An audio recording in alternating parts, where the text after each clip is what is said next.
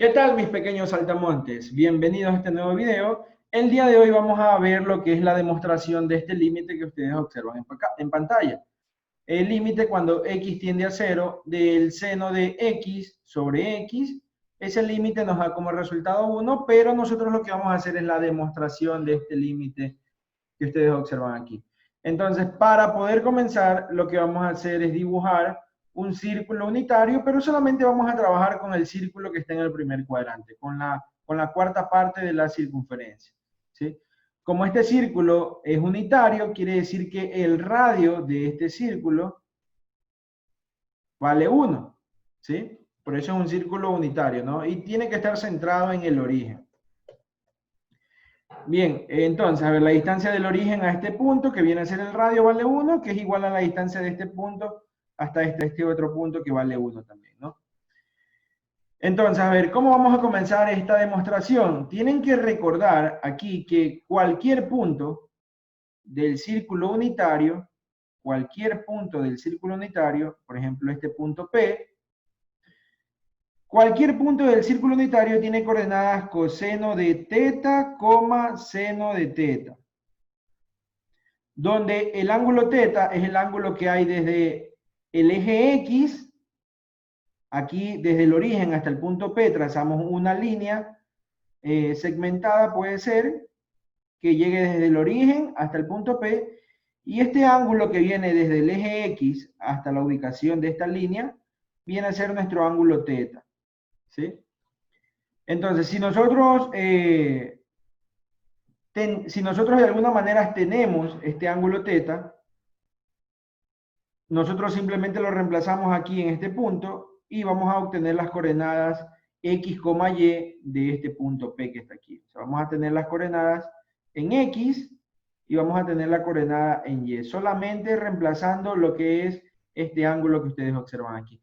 Por ejemplo, si yo reemplazo aquí, si yo quiero obtener este punto y reemplazo el ángulo, ¿qué ángulo debería ser? Debería ser θ igual a 0 grados.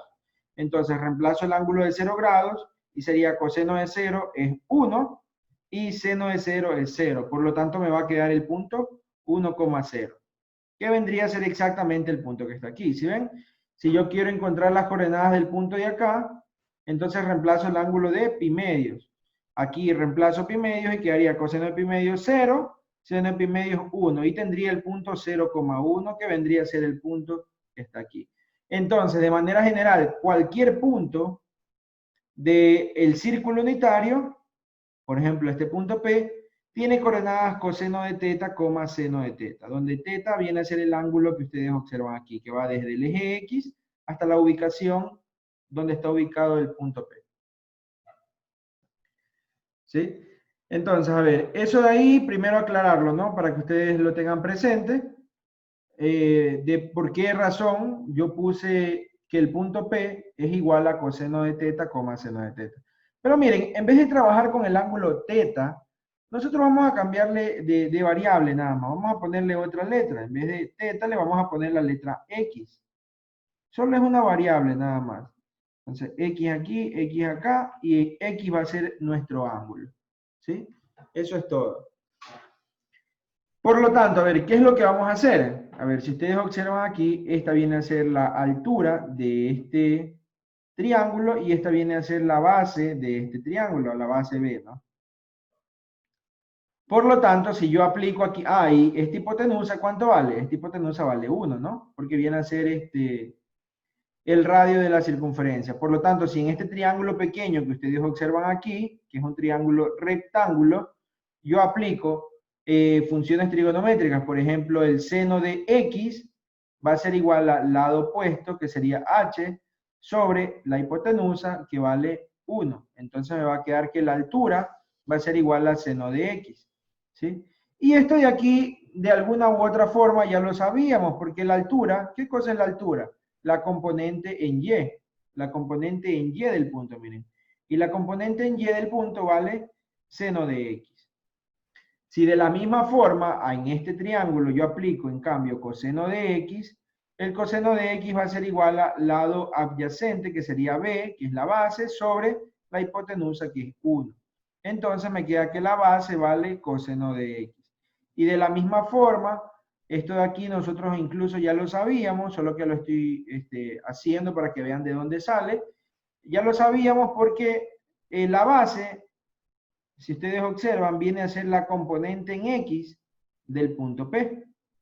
Y la componente en X del punto P no es nada más que coseno de X, que viene a ser aquí la base de este triángulo. ¿Sí? Bien, entonces continuando con esto, vamos a hacer algo más.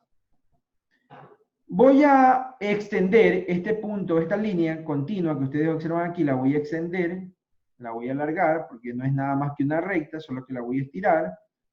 La voy a estirar de esa manera, y aquí está el punto, este puntito que ustedes observan aquí, yo voy a trazar una línea totalmente perpendicular al eje X, totalmente perpendicular al eje X.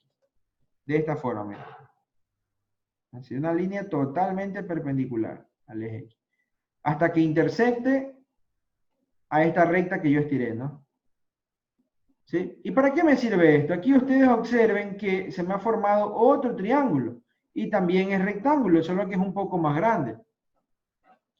Si ustedes observan, la base de este triángulo viene desde aquí, desde el origen hasta este puntito de aquí. Y esa base, si ustedes observan, coincide con el radio de la circunferencia. Es decir, esta base vale 1. ¿Ya? Ahora, ¿qué pasa si yo quiero hallar la altura de este triángulo? Vamos a ponerle la altura H mayúscula. Entonces observen que tengo el triángulo más grande, está aquí, ¿sí? Tengo que el ángulo es X, tengo que la base vale 1, por lo tanto puedo aplicar la tangente del ángulo X. La tangente de este ángulo X va a ser lado opuesto, que es H mayúscula, sobre lado adyacente, que es 1. Por lo tanto, te queda que la altura del triángulo grande no es nada más que tangente de X. ¿Sí? Perfecto. Y entonces, ¿para qué nos sirve esta información? A ver, ¿cuánto vale el área del triángulo pequeño? Vamos a ponerlo así. Área, bueno, vamos a ponerle un triangulito mejor. Área del triángulo pequeño.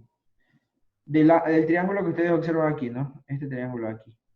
Sería la base por la altura sobre 2. La base vale coseno de X. La altura vale seno de X. Y todo esto sobre 2. Ahí tenemos el área del triángulo pequeño. Ahora, si de la misma forma hay el área del triángulo grande, eso sería, a ver, el triángulo grande es el que está aquí. Sería la base que vale 1 por la altura que vale h grande, pero h grande vale tangente de X. Y todo esto sobre 2. Y ahí tenemos el área del triángulo grande. Pero también aquí tengo otra figura, observen, la voy a sombrear. Aquí tengo otra figura, que viene a ser perdón, vamos a sombrear de otro color. Viene a ser este sector circular que ustedes observan aquí. ¿Sí? Ese sector circular de ahí. Es decir, el sector circular que une los puntos de aquí, el origen, el punto P, y este puntito que está aquí. ¿Sí? Miren, observen esto de aquí. Tenemos este sector circular de aquí. ¿Sí? Entonces, puedo pintarlo también, ¿no? Si deseo, solo que no quiero que se dañe mucho el dibujo. Bueno, viene a ser ese sector circular. El radio del sector circular, observen que es el mismo. ¿Sí? Un sector circular, recuerden que es una figura que tiene esta forma. Esto vale R, este también vale R. Y aquí tenemos un ángulo θ, ¿no?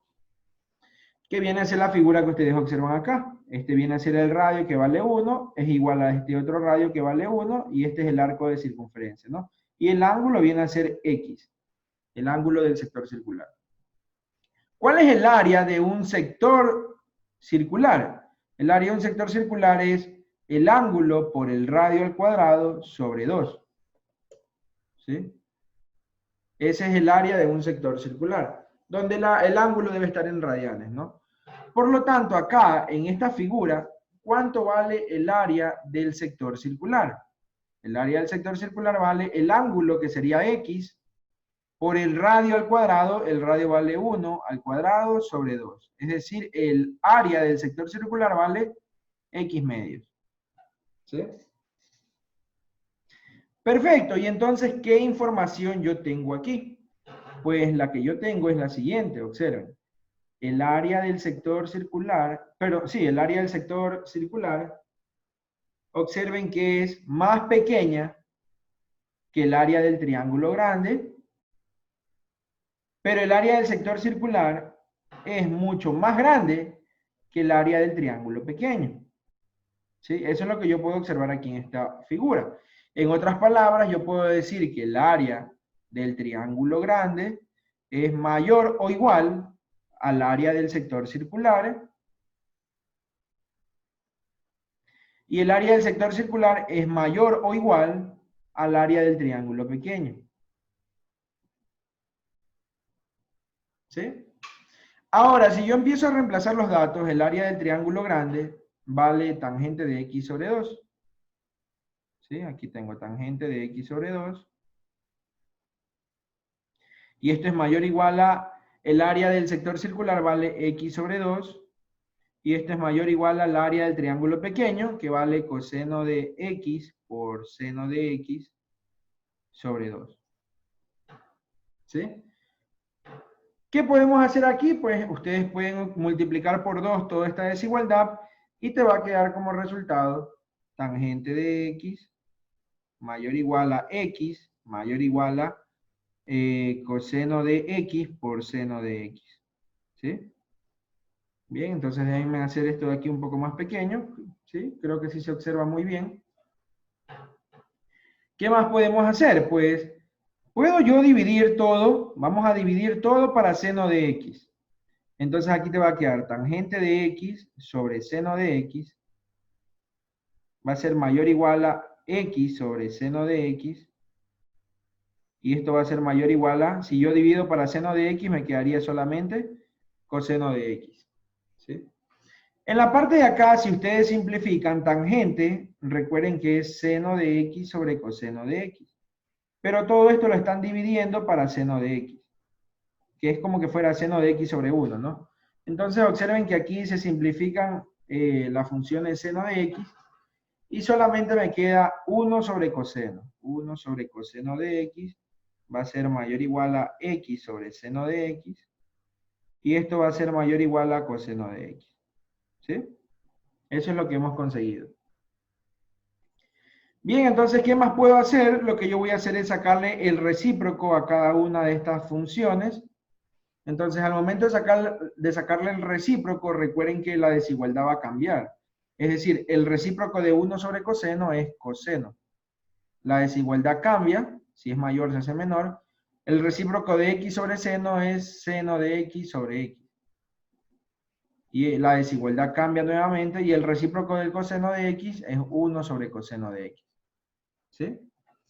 Por lo tanto, miren lo que nosotros hemos conseguido. Hemos conseguido la condición del teorema del emparedado.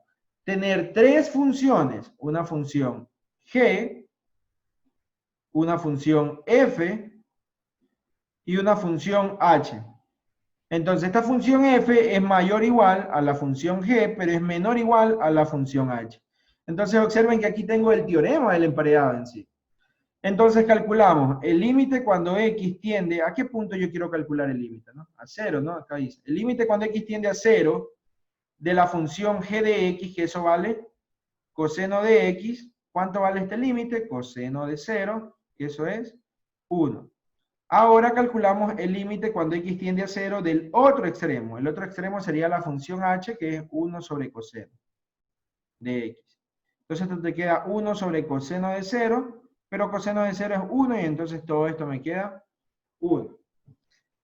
Por lo tanto, como estos dos límites son iguales, el límite de g es igual al límite de h, y como la función h está en el medio, por lo tanto se dice que el límite cuando x tiende a 0 de la función del medio, que es seno de x sobre x, este límite da como resultado 1.